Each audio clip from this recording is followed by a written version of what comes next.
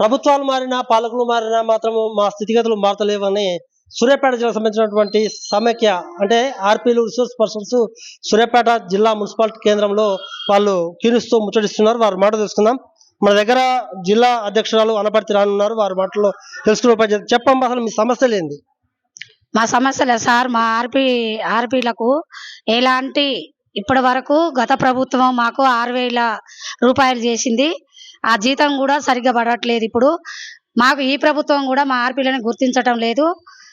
మాకు ఒక సర్వే అని కాదు, ప్రతి ఒక్క సర్వే ఇస్తున్నారు. ఇప్పుడు కూడా మా ఆర్పీలు అందరూ ఫీవర్ సర్వేలో ఉన్నారు. కాబట్టి మాకు ఏ ప్రభుత్వం వచ్చినా మాకు గుర్తింపు లేదు. ఇక్కడ మున్సిపాలిటీలో కూడా అధ్యక్షురాలు 3 yearsకి ఒకసారి మారాలి, వాళ్ళు కూడా మారటం లేదు. మేము ఏం అడిగినా కానీ మేము ఎన్నోసార్లు కమిషనర్ గారికి లెటర్ ఇచ్చినాం. అందరికీ అన్నపూర్ణక్క కూడా చైర్మన్ గారికి ఇచ్చినాం. చెత్తబుట్టలు వేస్తున్నారు, అవి ఎక్కడ వేసిన గొంగడ అక్కడే ఉంది.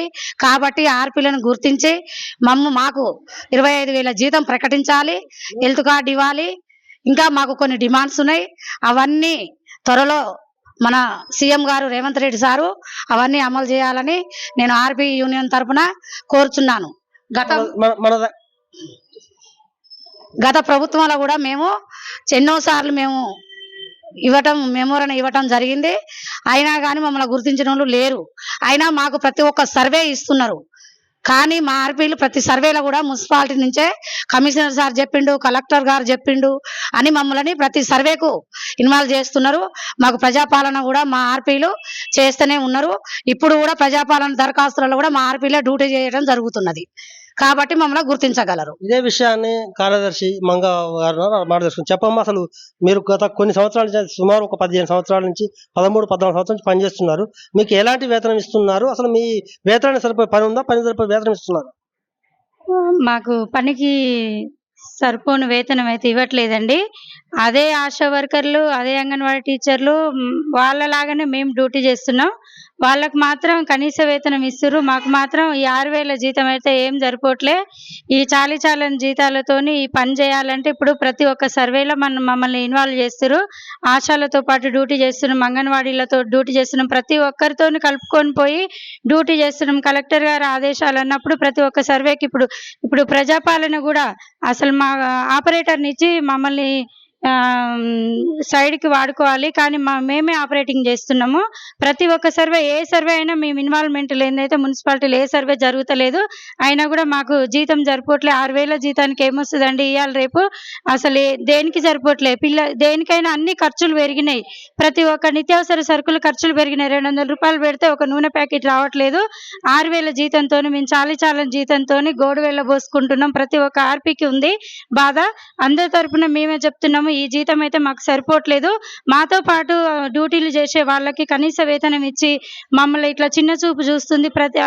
గత ప్రభుత్వం కావచ్చు, ఈ ప్రభుత్వం కావచ్చు, అన్ని ప్రభుత్వాలు మమ్మల్ని వాడుకుంటున్నాయి, కానీ మాకైతే సరిపడ జీతం ఇవ్వటం లేదు. మేము చాలా ఇబ్బందులు పడుతున్నాం. పిల్లల చదువులకైతేంది, మా ఆరోగ్య పరిస్థితి అయితేంది, చాలా ఇబ్బందులు పడుతున్నాం. ఆశాలతో పాటు అంగన్వాడీలు ప్రతి ఒక్క సర్వేలో మా భాగస్వామ్యం లేని సర్వేలో జరుగుతలేవు. అయినా కూడా మేము చాలని జీతంతో మేము మున్సిపాలిటీ ఆఫీస్కి వచ్చిపోవాలంటే 40 రూపాయలు ఆటో కిరాయి అవుతుందండి. ఎక్కడో వార్డులలో ఉంటాం, 100 మంది ఆర్పీలం. ఏ వార్డు నుంచో రావాలి, కనీసం కుడకుడ నుంచి వస్తే 50 రూపాయలు ఇస్తావా అంటాడు ఆటో ఆయన. ఆ ఆటో కిరాయిలకే సరిపోవట్లేవు. ఈ వచ్చే 6,000 జీతం అయితే మా ఆటో కిరాయిలకే సరిపోవట్లేవు. చాలా ఇబ్బందులు పడుతున్నాం. ప్రభుత్వం గుర్తించాలి, మాకు కనీస వేతనం 18,000 రూపాయలు ఇప్పించాలి. మమ్మల్ని గుర్తించండి, దయచేసి ఆర్పీలను ఆదుకోండి. మన దగ్గర ఒక సభ్యులను చెప్పమ్మా, అసలు మీకు జీతాలు వస్తున్నాయి కదా, ఎన్ని నెలలకు ఒకసారి జీతాలు వస్తున్నాయి? వర్క్ డన్ ఎంత శాతం ఇస్తే మీకు జీతాలు ఇస్తున్నారు?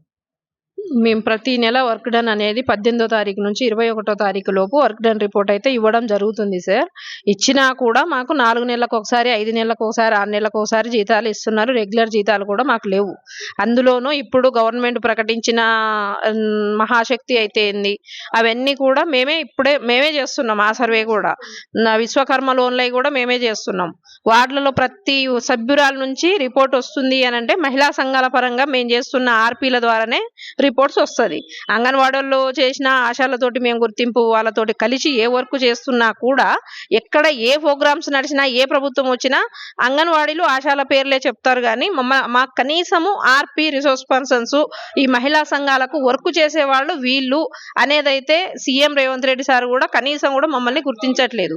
అదే ప్రభుత్వం రాకముందు మా ఆర్పీలు ఏంది, రిసోర్స్ పర్సన్స్ ఏంది, మహిళా సంఘాలకు జీతాలు రావట్లేవు, వాళ్ళకు మేము కనీసం 12,500 రూపాయలు జీతం ఇస్తాము మా ప్రభుత్వం వస్తే అని కూడా వాళ్ళు హామీ ఇవ్వడం కూడా జరిగింది.